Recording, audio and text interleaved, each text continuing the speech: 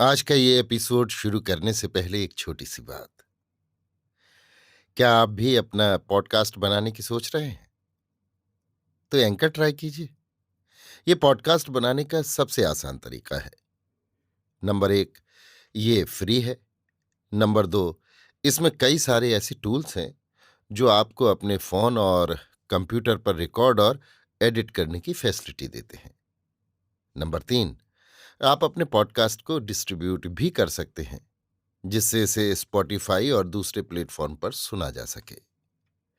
तो डाउनलोड कीजिए free anchor app या विजिट कीजिए anchor.fm पर अपना पॉडकास्ट स्टार्ट करने के लिए। ये तो थी एक छोटी सी जानकारी, और अब शुरू करते हैं एपिसोड का सिलसिला। तो आज के एपिसोड में लीजिए सुनिए ना पार्थ सारथी के लिखे उपन्यास तुलसी चौरा का भाग 14, मेरी यानी समीर गोस्वामी की आवाज में। अगले दिन सुबह 4 बजे ही कामाक्षी की आंख खुल गई। इत्तेफाक से वो शुक्रवार का दिन था। पार्वती और कुमार सो रहे थे। कामाक्षी किसी तरह लड़खड़ाती हुई कुएं तक चली आई। उसे उस वक्त रोकने वाला घर पर कोई नहीं था। सुबह की ठंडी हवा उसके चेहरे को भिगो गई। चमेली की खुशबू नथनों में भर गई। कुएं से खुद पानी खींच कर नहाया। गहरे नीले रंग की कांजीपुरम साड़ी पहनी। इसे केवल विशेष उत्सवों में पहना करती थी। गौशाला में जाकर दूध दोहा। बगीचों से फूल ले आई और उन्हें गूंथ कर थोड़ा अपने सिर पर लगा लिया, बाकी रख लिया।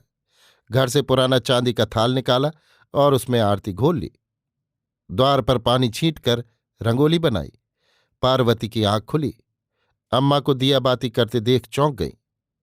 अम्मा, तुम्हें किसने कहा उसे करने को? हाय राम, ठंडे पानी से सिर भी धो लिया। क्यों किया ये सब? मैं तो यही थी ना। चल, तुझे क्या मालूम है। झटपट तुम नहा कर आ जाओ।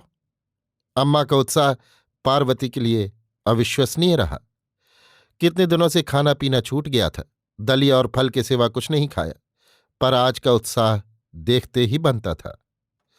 गृह स्वामिनी की फुर्ती में सारा काम किए जा रही थी। कितना तेज था उसके चेहरे पर। थकी जरूर लग रही थी। सुबह सूर्योदय के साथ ही नुक्कड़ से नादस्वरम का स्वर सुनाई दिया। कामाक्षी ने उस सारे से झांका। झुंड में वे लोग घर की ओर वर वधू को लिए आ रहे थे। उत्साह में वो कुछ अधिक ही काम कर रही थी। खंभे का सहारा लेकर खड़ी हो गई। सिर चकराने लगा। आंखों के आगे अंधेरा छा गया। धड़कन तेज हो गई। पार्वती नहाकर कपड़े बदल रही थी। अम्मा को देखकर चौंक पड़ी। क्या हुआ अम्मा? सिर चकरा रहा है? तुम्हें किसने कहा इतना सब करने को? बस मैं सब कर लूंगी, तुम भीतर जाकर लेट जाओ बस। चिल्लाओ मत। कुछ नहीं हुआ है मुझे। भीतर से आरती का थाल उठा लाओ। कामाक्षी का स्वर धीमा था। पक्षियों का कलरव कहीं से हवा में तैरता। वेद पाठ का स्वर नादा स्वरम से मिलकर बहती हुई राग भोपाल। सुबह के अर्थ में कितनी ताजगी थी। आस पड़ोस के लोग बाहर निकल आए। पारू को आरती की याद दिलाने बसंती पहले ही भागी चली आ रही थी। ओसारे पर कामाक्षी को देखकर ठिठक गई। काकी, आपने ये सब क्यों कर डाला? आप लेटिए ना। कुछ नहीं हुआ मुझे। शुक्रवार है, बिस्तर में पड़े रहने का मन नहीं हुआ। आओ इधर बैठ जाओ। पारू आरती लेने भीतर गई है। पार्वती भीतर से थाल लिए चली आई। कामाक्षी को देखकर बसंती को पहले तो लगा कहीं उनका इरादा व्यवधान डालने का तो नहीं है, पर बातों से तो लगा उनका ऐसा कोई इरादा नहीं है। वो बिल्कुल शांत और सामान्य स्थिति में थी। कामाक्षी का ये बदलाव उसे आश्चर्यचकित कर गया। काकी, सिर धोया है क्या? बाल गीले हैं। हाँ री, शुभ दिन है, तो क्या बगैर नहाए पड़ी रहूं? कामाक्षी ने उत्तर दिया ही था कि लोग घर के द्वार तक आ गए। कामाक्षी को आरती का थाल लिए द्वार पर देखकर कमली, रवि, शर्मा और वेणुकाका चौंक गए। कामाक्षी और बसंती ने आरती गाई। कामाक्षी ने कमली से दायां पैर पहले भीतर रखने को कहा। शर्मा को लगा कि अकेले में कामाक्षी ने स्वयं अपने को समझा बुझा लिया होगा। वरवधु को वो अपने बिस्तर तक ले गई। वेणुकाका इसी अवसर की तलाश में थे जैसे। अक्षत की कटोरी रवि को पकड़ा दी। बोले, अम्मा से आशीर्वाद ले लो। रवि ने अक्षत मां के हाथ में देकर उन्हें प्रणाम किया। दीर्घायुष्मान भव। कामाक्षी का स्वर शांत था। दूध में केला और चीनी मिलाकर बोली, विवाह में दूध केला देना शास्त्र सम्मत है। मैं तो वहां आ नहीं पाई। तुम दोनों ने पहले इसे ले लो। रवि और कमली के हाथ में चम्मच से दूध केले का मिश्रण दिया। उनका स्नेह, वो आत्मीयता रवि और कमली को ही नहीं, सभी को भिगो गई। सहसा कामाक्षी का सिर चकराया और लड़खड़ाने लगी। रवि ने लपक कर उसे थाम लिया। तुम उस पर जाकर बैठ जाओ, मैं बहू से दो बातें कर लूं। रवि पीछे रह गया।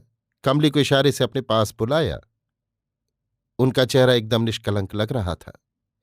कामाक्षी की हालत देखकर कमली ने उन्हें सहारा दिया और बिस्तर पर बैठा दिया। आप बैठ जाइए, बहुत कमजोर हो गई हैं आप।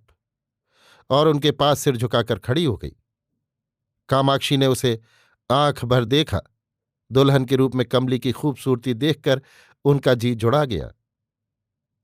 पारू को बुलवाकर गुथे हुए फूल मंगवाए। अपने हाथों से कमली के बालों में लगाया। खड़ी क्यों हो, यहीं मेरे पास बैठ जाओ। कमली वहीं खाट के पास नीचे बैठ गई। तुम बहुत चतुर हो, सब कुछ तुम्हारी इच्छा के अनुसार हुआ है। इस वक्त मुझे तुमसे कोई शिकायत नहीं है, पर कभी ये भी सोचा है, मेरा मन इस समय भरा हुआ है। तुम दोनों सुखी रहोगे, इसमें कोई संदेह नहीं। पता नहीं मैं ही मूर्ख थी, जिद करती थी, विवाह के खिलाफ भी रही, पर अब सब कुछ भूल गई हूं। तुम भी भूल जाना बेटी, या माफ कर देना।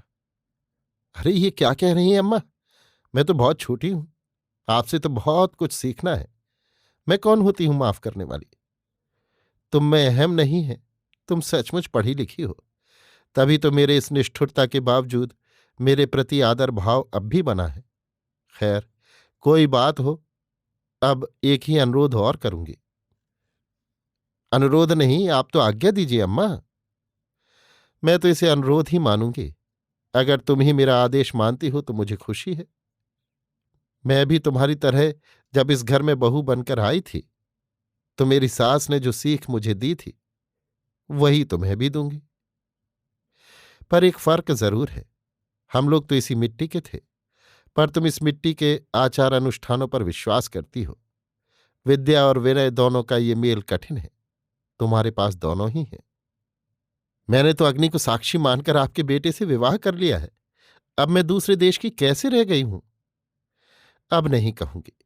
देश जो भी चाहे हो, प्रेम, लगाव, परोपकार, सम्मान, सत्य, सहनशीलता, न्याय, निष्ठा, ये सब तो सार्वभौम सत्य है।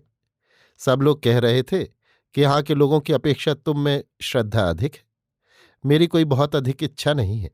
मेरे बेटे के साथ तुम यहीं रहो, गृहलक्ष्मी बनकर इसी घर में बनी रहो। ये अंतर्जातीय विवाह है। लोगों के डर से या उनकी बातों के भय से ऐसा मत करना कि यहां से चली जाओ। यहीं इसी घर में तुम रहो।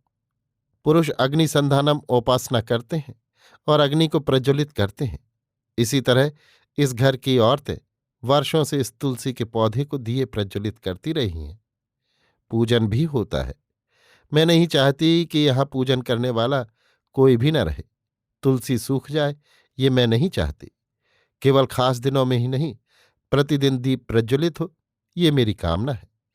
मेरा विश्वास है इस परिवार का सौभाग्य, लक्ष्मी और श्री वृद्धि हमारी इस अंतरंग शुद्धि और तुलसी पूजन के कारण ही है।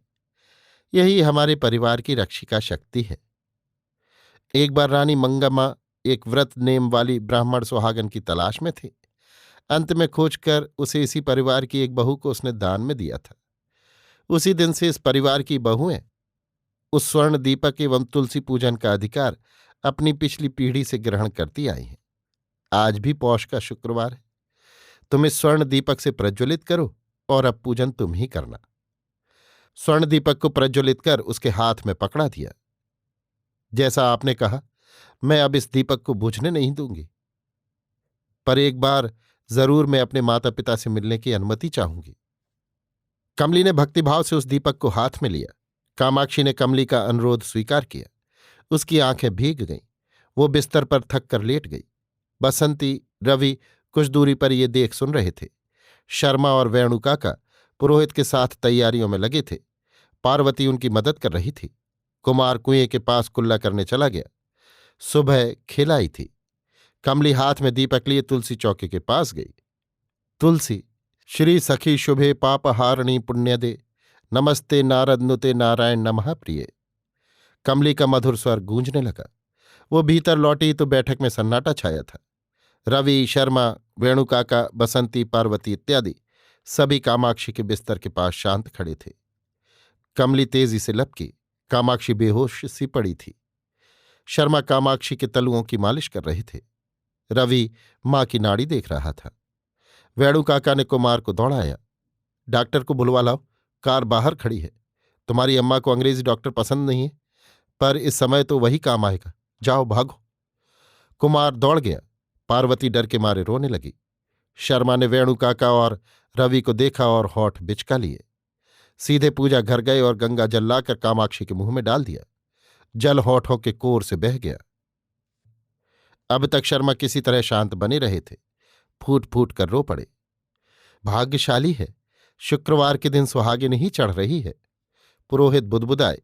रवि की आंखें लाल हो गईं। कमली, बसंती भी फूट फूट कर रो दी। तुलसी चौरे पर दीप शिखा शांत प्रकाश फैला रही थी। गृहलक्ष्मी के आते ही कामाक्षी ने विदा ली। बसंती ने धीमे से कमली के कान में कहा, लगता है जैसे काकी आशीर्वाद देने भर के लिए रुकी थी।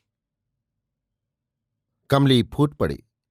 रो नहीं कमली, उन्हें तो हमेशा यही भय लगा रहता था कि तुम रवि को अपने साथ विदेश ले जाओगी। तुमसे कुछ कहा क्या? ना, उन्होंने बता दिया कि मैं यहीं रहूं और तुलसी पूजन करती रहूं। ये आश्वासन लेकर ही मुझे ये दीपक सौंपा है। और नहीं तो क्या, तुम उनके दिए आश्वासन की रक्षा करना, तुलसी को सूखने मत देना। शंकर मंगलम में सुबह अब सरकने लगी थी। सूर्य की किरणें मंदिर कलश पर चमक उठीं। अभी आप सुन रहे थे ना पार्थ सारथी के लिखे उपन्यास तुलसी चौरा का 14वां व अंतिम भाग, मेरी यानी समीर गोस्वामी की आवाज में। इसी के साथ ही ना पार्थ सारथी का लिखा उपन्यास तुलसी चौरा अब समाप्त होता है।